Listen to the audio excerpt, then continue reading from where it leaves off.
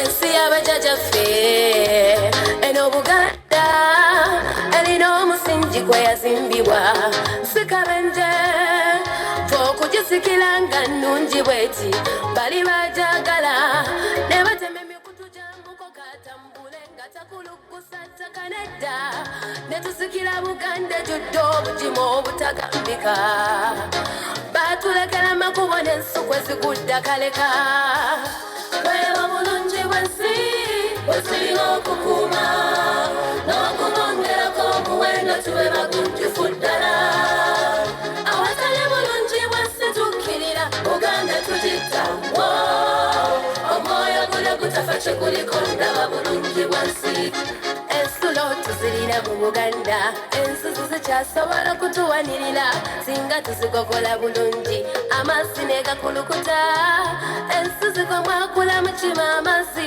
ate ne muganya mu nsu w'enkoomere eyo nsonga ya mulamu ng'esibiddwa mu bulungi bwansi weewa bulungi bwensi bwetulinga okukuuma n'okubongerako omuwendo tube bagunjufu ddala awatali bulungi bwensi tukkirira Buganda tugitta omwoyo gule gutafa kye guliko ndaba bulungi bwensi Ssaabasajja kyogera lunye n'akiddamu nti amaanyi gaffe bulungi bwensi kwe kwerabirira n'okukuza ebitundu byaffe sagalagalamidde evuge enguudo zirimiwe mu kikungo tuleme kuyita mu nsiko nga misu nedda nedda kakuba okuzimba amasengere yali nkola ya bulungi bwensi mukama waffe kabaka luŋŋamya tukwesiga nnyo weewa bulungi bwensi bwetulinga okukuuma n'okubongerako omuwendo tube bagunjufu ddala awatali bulungi bwensi tukkirira Buganda tugitta omwoyo gule gutafa kye guliko ndaba bulungi bwensi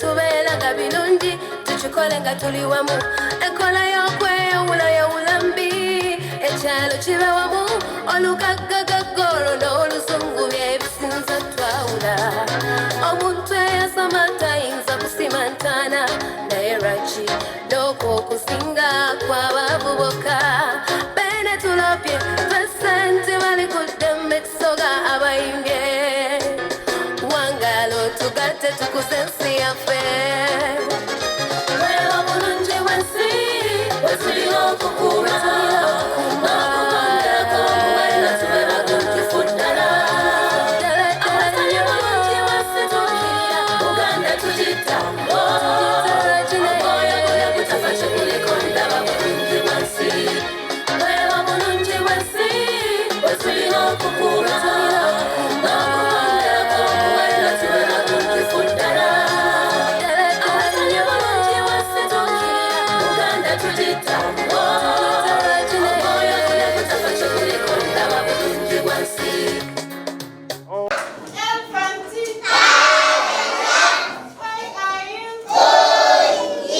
Parents and guardians, here's ADC Junior School, Child Care and Learning Center for all your child's pre-primary education needs. ADC Junior School offers, among other services, introducing your babies to formal education at all levels of kindergarten and pre-primary. The school recruits children from 1 year and above.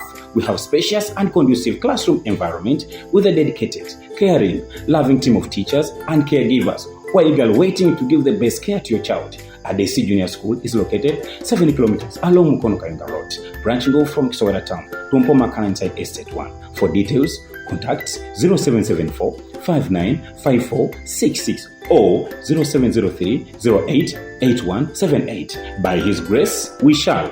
When you come to us, you will not carry any other requirements with you. Scholastic, they are provided by the school, and the meals are also provided by the school.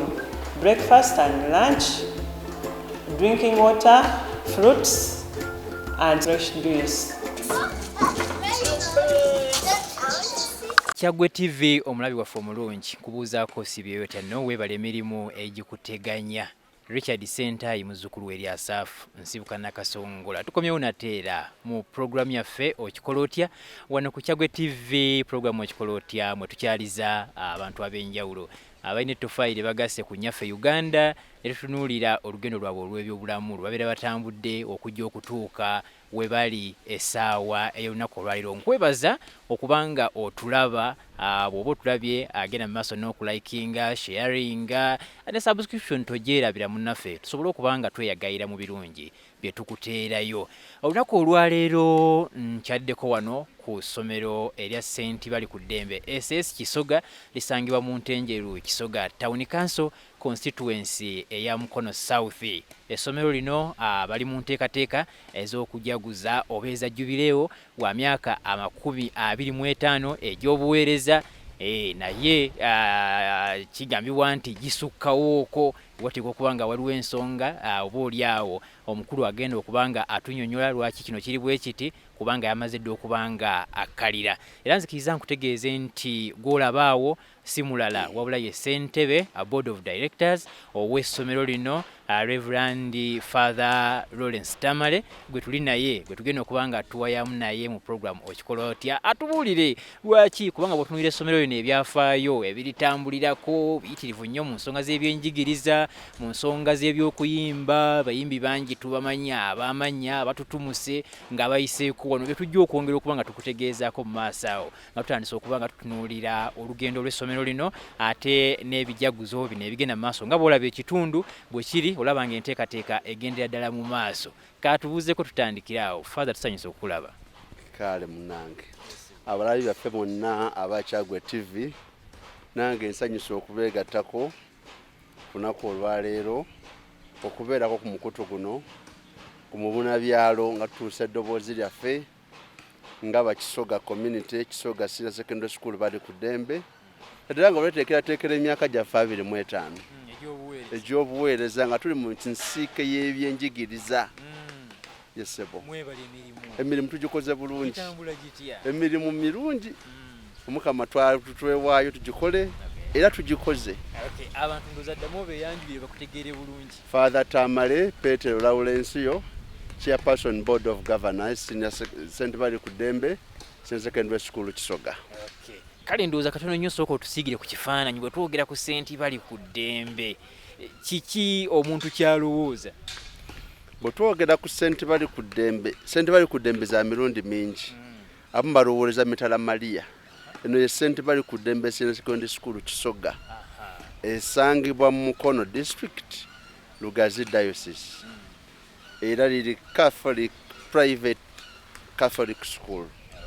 Yesebo aweereza sofa butambula butya ku Balikuddembe S.S Kisoga? Balikuddembe kati nga tweteekerateekera emyaka 25 wakyogeddeko mu nnyanjula nti gyabandi badde byaka 28.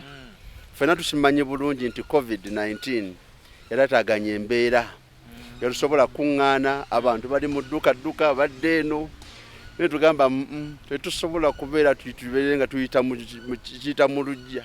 Tulina okufungiza okulaba nti tubala emyaka 25 kukyanga essomero lino libeerawo naye nga kyandibadde emyaka 28. Giri mwagifiisa?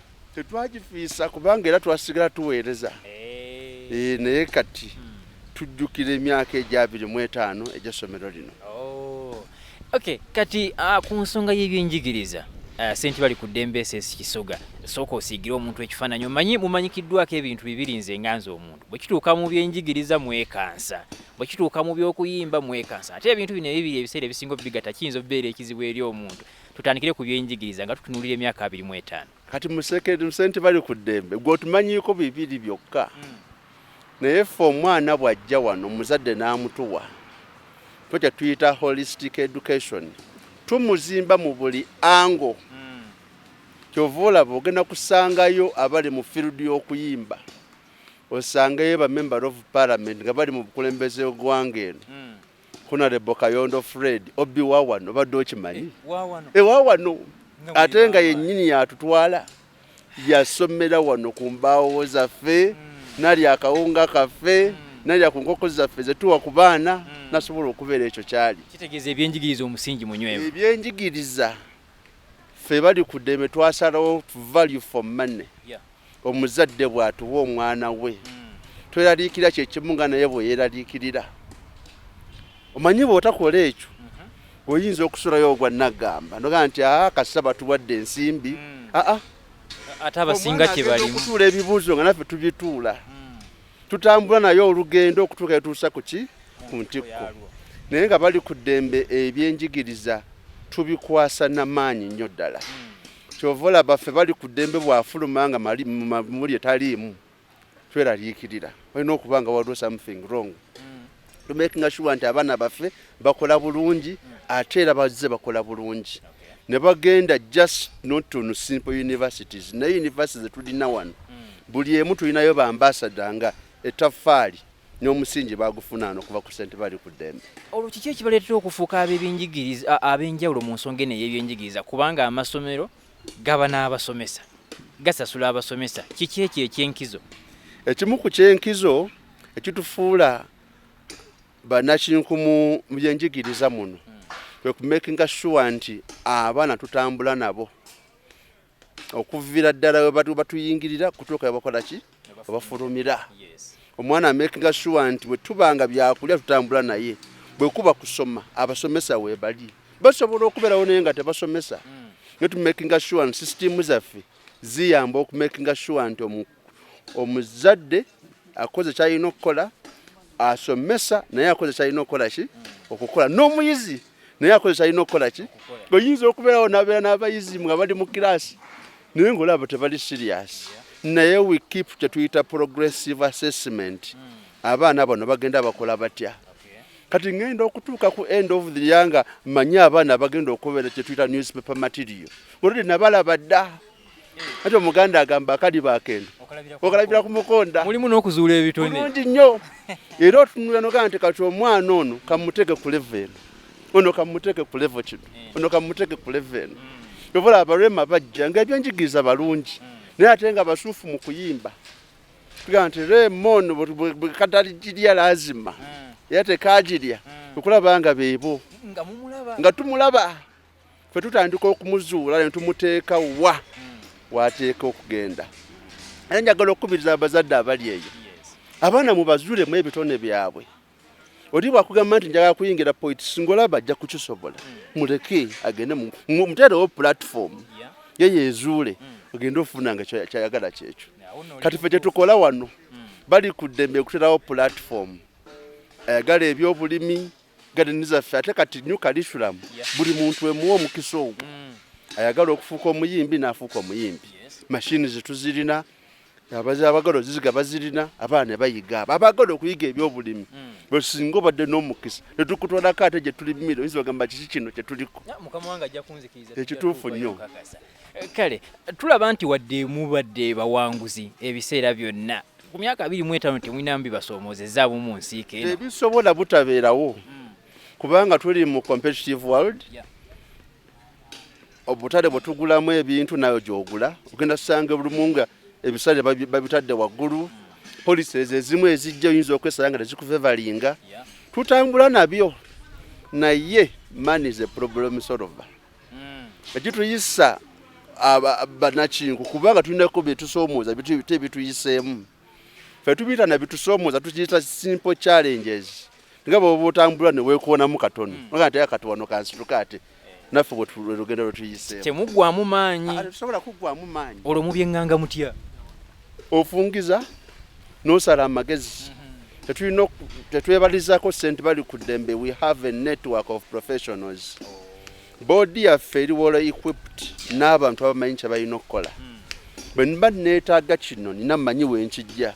Bwe nsanga ekizibu nga kino mmanyi how to find it out.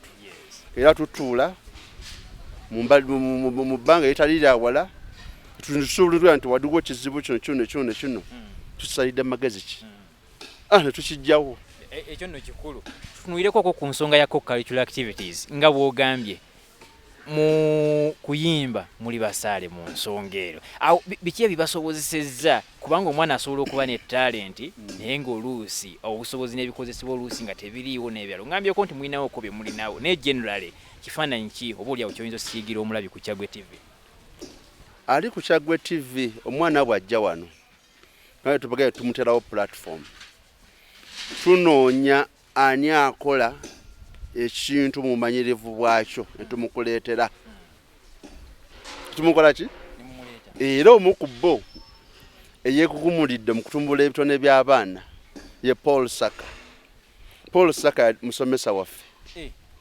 Ate bw'oyogera ku Paul Saka awo nzikiriza yamutwala butwazi naye olumu akomawo eno ate si ye yekka ne bannakinkwa abalala bangi betuleeta ku bboodi okumakinga sure nti ebitone abaana babifuna. Bwe tugendako ku career guidance teri mu education yokka naye tuleeta abantu abakoze kye bakoze ne bamanya nti enange nsobola okubeera nga bosa nenzanya ku mizanyo nange nsobola okubeera nga Paul Saka nange okubeerako kyenjiya nanjye go bwakomawo wano nanjego naye waawano Helena nanjego bulungi nnyo nga muli b'amaanyi tuli b'amaanyi naye bwetyo bwe tukikola. Yes. Awo nonkulaba kakati ku myaka gino 25 gye muteekateeka okuba nga mujaguza enteekateeka eri etya? Ndaba wano waliwo embeera ey'okwetala ziri mu high gear era nga bw'oziraba photogenic satanisedde okuteekawo tenti zino zimaŋŋa. Enteekateeka zonna abasaabisulayo zibona tubasasudde tulinda bulinzi lunaku tusaba omukama alukyese nga lwa ssanyu banange tujaguze tujja kyanke era abali eyo abatulaba ku Kyaggwe TV teweetaaga kaadi nze kaadi mwenna mujje tutaganyize wamu byabwerere bulungi nnyo olunaku lwaddi Lwomukaaga luno ng'ennaku z'omwezi 8 sikwekwosa enkya ekwosa nkya enkya lwakuna nakubagana zanguwe naku anti obwagazi bw'olunaku kyova olaba nange endwangu olinga akitegedde kati olwo anajja asuubira ekifa anajja tujja kutandika n'okwebaza Katonda olw'emyaka gino gy'atuyisizaamu. Tujja kubeera n'omusumba waffe abasumba bombi bajja kubeerawo Bishop Christopher Kakooza ajja kubeerawo but in spirit. Tujja kubeera n'omusumba waffe yawummula Bishop Mathias Sekamanya n'abasosodoti abalala bangi be bajja okutandika yatandika n'ekitambiro ky'emmisa ku ssaawa 4 zennyini.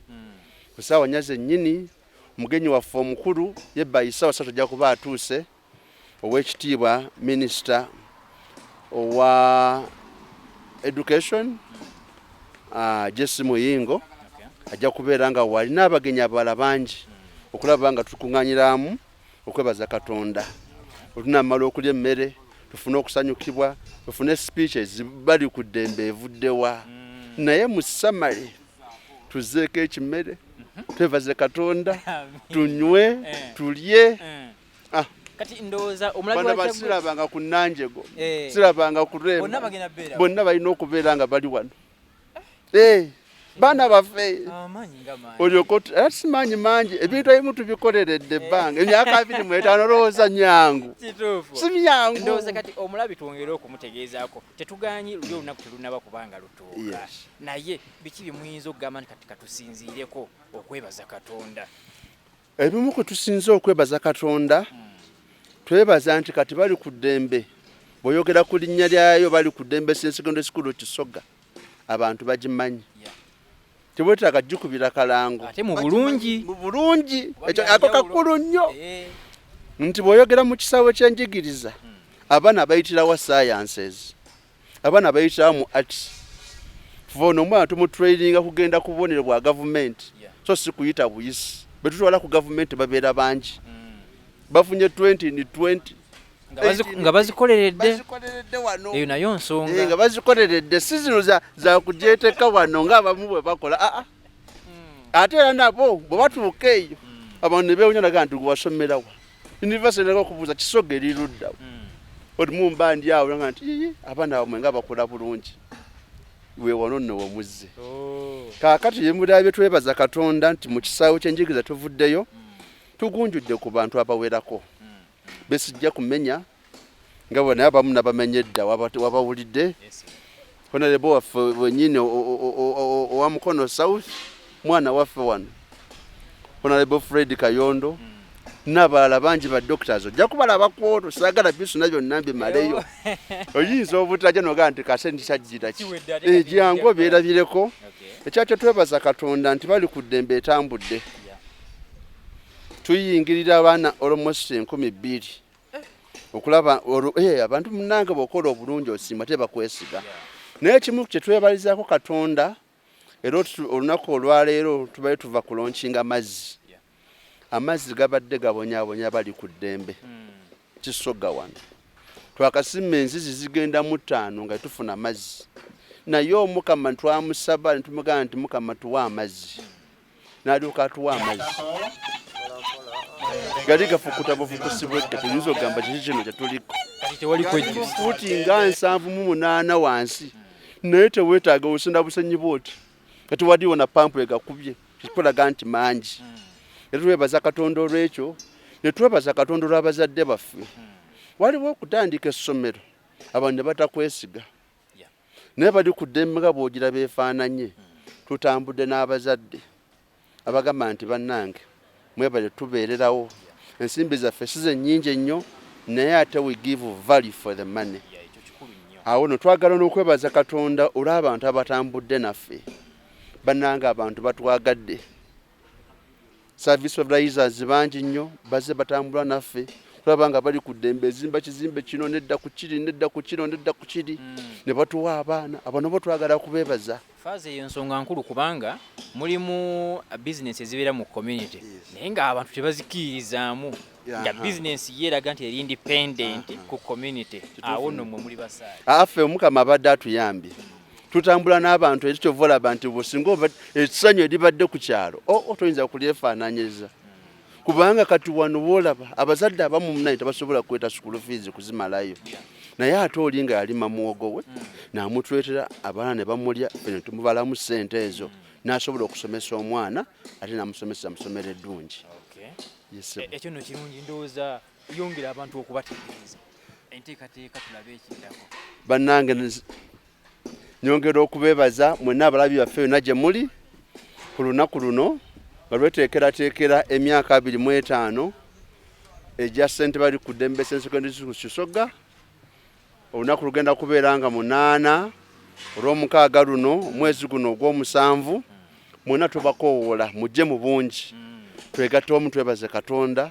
olw'ebinene bye tukoze eki bye tutuuseeko ate bye tukyatuukako omulabi tumutegeezeeko okwo ku byafaayo by'essomero lino ne ekereziya ekoze eti era etaddemu kyenkana ky'okulaba nga emirimu gitambula bulungi kubanga omuntu yandiyagadde okubimanya ekituufu nnyo ekereziya wonna weeba etambulira ku bintu biringa 3 ekisooka eyagala omuntu ng'atya Katonda era ng'amumanyi ovala making sure nti waliwo essinzizo erikola ki eririwo ekyokubiri eyagala omuntu omuyivu ng'obwongo bukola tekinologiya nga takuyitako buyisi naye nga ebintu osobola obifuna ate n'obifunamu omugaso ye education n'omulembe tegukuleka mabega kwe kulaba nti wano ffe abaana tubasomesa mu buli ango yonna ekyokusatu eyagala omuntu nga mulamu ogenda kulaba nti kereziya webawaawo ebintu biri 3 wabaawo essomero wabaawo kereziya ate wabeerawo n'eddwaliro kakati twebaza Father Biajoli wa Servants of Mary yatandika essomero lino ng'ali wamu ne Mbamiru Hill Missionaries biseera ki ebyo faaza myaka 25 emabega myaka 25 emabega bwe yamala ekyo essomero lino n'alikwasa Lugazi Diocese kubanga Lugazi Diocese bwe bali basaziramu amasaza initially twali mu Kampala Diocese basalamu Lugazi Diocese obuvunaanyizibwa ne bukwasa Lugazi Diocese. Lugazi Diocese yakabeera n'aba bishops 2 eyasookera ddala eyaggulawo essaza lino ate era munnanga ate Omukama era gwatuwadde ku mukolo guno ye Bishop Mathias Ssekamaanya. Essomero lino aliyambye nnyo okumakinga sure nti aliwa board of directors abayitwala ku musingi atwagala okubeebaza abaliko n'abavaako nga bajja baweereza ki essomero lino. ne lidda mikono gya Bishop Christopher Kakoza. Kakati ye musumba waffe aliko ow'essaza ery'e Lugazi. Era naye omulimu gwe gumu munne gwe yakola gwasigala nga akyakola. Aliwa board of directors, board of governors abaliyamba. Era naye tatankitekera agenda alikyalira tugenda nga tumuwa reports ebintu bitambula bwe biti n'aliyamba n'odifunira mikogo ekitali gimu kulaba nga tugenda mu maaso. Ate siri eryokka amasomero gaffe agaliwo gonna aga diocese ekyo kyonna kye bakola n'ekereziya na making sure nti zigenda mu maaso n'amalwaliro. Era bwano bova wano n'okubako ekigere ate waliwo Kisoga Health Center. Yes. Ono obuweereza bulungi. Kale Kyaggwe TV kwe tuli mwebale nnyo kubanga mutulaba. Tuli ne Reverend Father Lawrence Tamale nga chairman board of directors b'essomero erya Balikuddembe S.S Kisoga. Tuli mu constituency eya Mukono South. Father twogedde bingi abantu bano tubasiibule tubalekeremu kali ak'okujja olunaku Lwomukaaga kubanga bingi eyo kubukedde ku Kyaggwe TV twagala okubebaza okwekumira ku mukutu guno ogutuwa ebituzimba. Twagala okwebaza mu abaweereza baffe gye tutatuuka ate mwe mutuukayo ne mutusakirayo ebinaatuzimba. Abatulaba Katonda asigale nga Katonda. Twagala okuyigiriza abantu tukuume ebyobulamu, tusomese abaana baffe, tutumbule ebitone bya buli muntu, twagale era twagalize. Mukama nga ye mubeezi ja kusigala nga tuli bulungi. Njagala otumireko ku bantu oba bajje bali. Njagala okutumira fabo bonna abagaliza bali ku ddembe ebirungi Senior Secondary School Kisoga, board of governors mwena gye muli twagala okubatumira enteekateeka nga bw'ozirabye zagenda mu maaso benyinza okutumira kaabo n'abagaliza Kyaggwe TV ebirungi. Obaddiremu obuvunaanyizibwa n'erinnya. Father Tamale Petero Lawrencio, chairperson board of governors Senior ssentebe Balikuddembe Secondary School Kisoga. Kale omulabi waffe omulungi bwe tutyo nno bwe tutambudde olunaku olwaliro mu kutegeeza ku nteekateeka egenda mu maaso ey'okujaguza emyaka 25 egy'obuweereza obw'essomero erya Balikuddembe S.S Kisoga eno mu constituency eya Mukono South. Nze Richard Ssentaayi muzzukulu w'erya SAF ansibuka Nakasongola mbadde ne chairperson board of governors era nga si mulala Reverend Father Lawrence Tamale bwe tutambudde ku lunaku Lwomukaaga tusisinkana enteekateeka zikubulidde bulungi nnyo nga bw'ozeeye bwe zigenda mu maaso buli kimu kitambulira ddala bukwaku. Nkwagaliza okubanga ogenda mu maaso n'okubanga otulaba ku Kyaggwe TV kwe tuli osobola okubanga otunoonyaako no subscribinga no likinga no sharinga bingi nnyo by'ojja okubanga ofuna. Ku lwa Katonda n'ensi yange mubeere bulungi mweraba.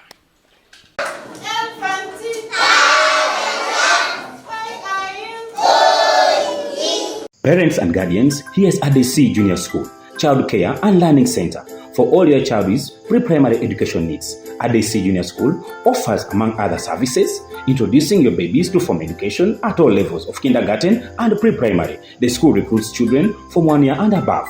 We have spacious and conducive classroom environment with a dedicated, caring, loving team of teachers and caregivers who are eagerly waiting to give the best care to your child. ADC Junior School is located 7 kilometers along Mukono Road, branching off from Kisoga town to Mpoma inside Estate 1. For details, contact 0774 595466 or 0703 08 8178. By His grace, we shall.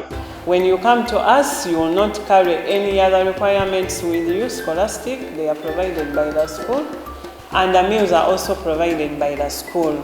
Breakfast and lunch, drinking water, fruits, and fresh juice.